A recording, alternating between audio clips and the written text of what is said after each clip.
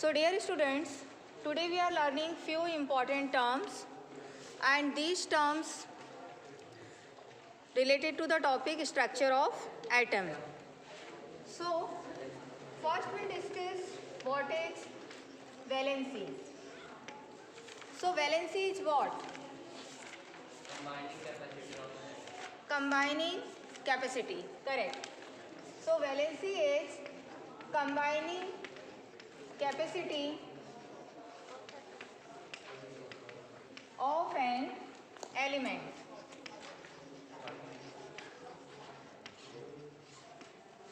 Okay, valency is the combining capacity of an element. How we find the valency?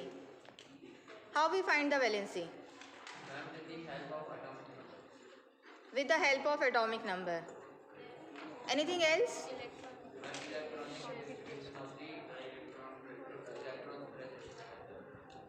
Okay.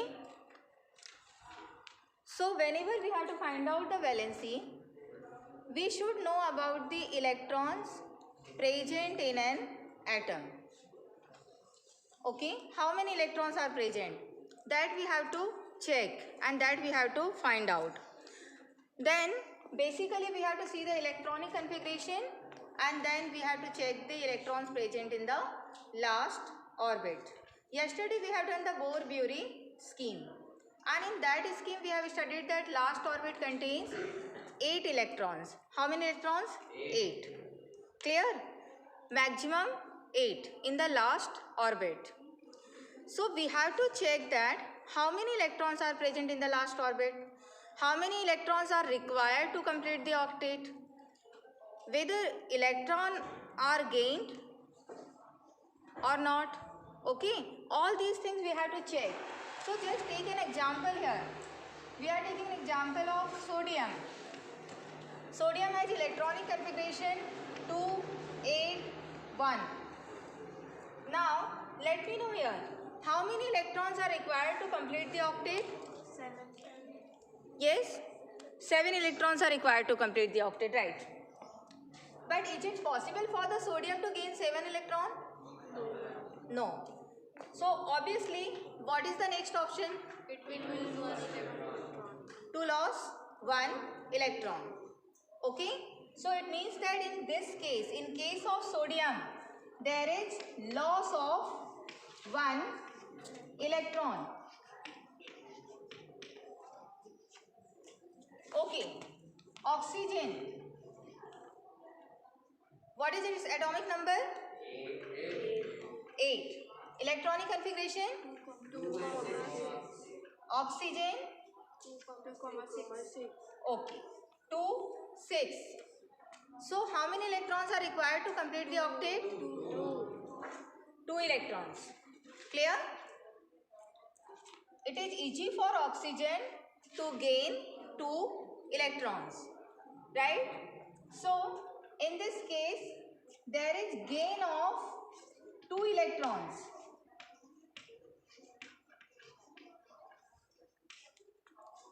So in case of sodium, there is loss of 1 electron. It means that combining capacity is 1. In case of oxygen, there is gain of 2 electrons. It means that combining capacity is 2. Got it? What is the atomic number of carbon? 6. Right. So electronic configuration is 2, 4. How many electrons are required by carbon? 4 electrons to complete its octet. Right? So carbon can gain 4 electron, carbon can lose 4 electron. Right? But that's not possible for carbon. There are various regions you will study in the next class. Carbon actually share electron. Carbon shares 4 electron. Right? How many electrons? 4. Got it? So here carbon shares 4 electrons.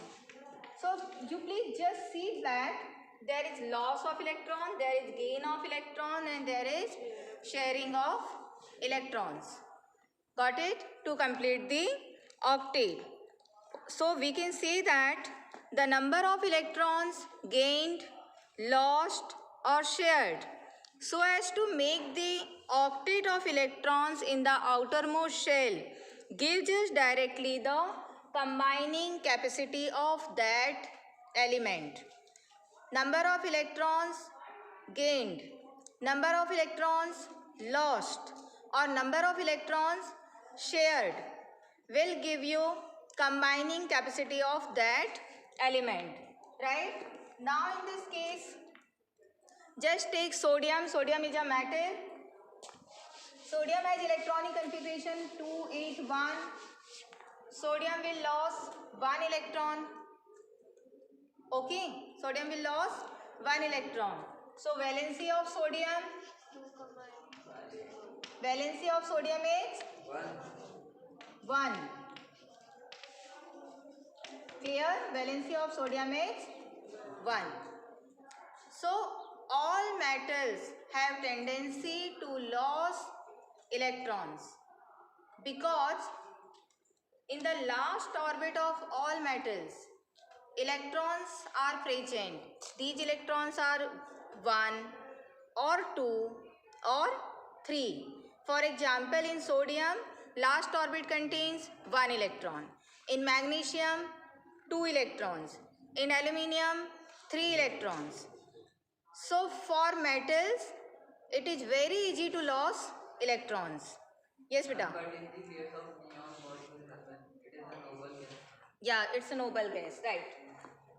Okay, this you got.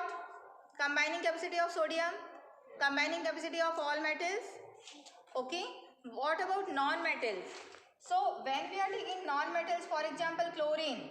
So electronic configuration is 2, then next 8 and 7. How many electrons are required by chlorine? 1 electron.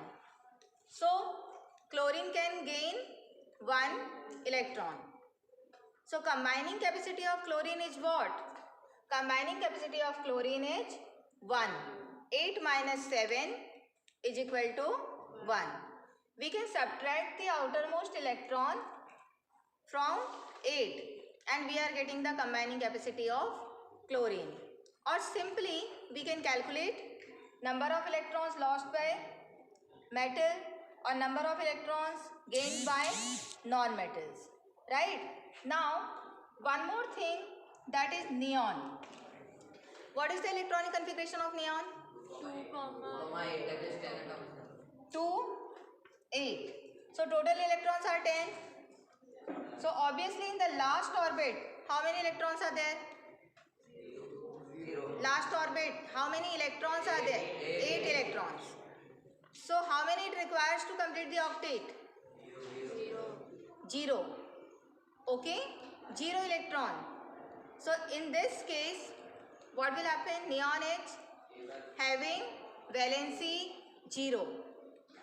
So in normal condition, neon is inactive and that's why it is known as inert gas. The meaning of the inert is inactive, right? And we also call them as a noble gases.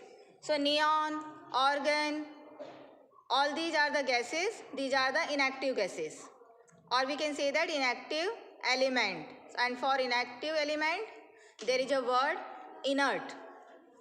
Because all these elements have 0 valency. So, got the idea about how to calculate the valency?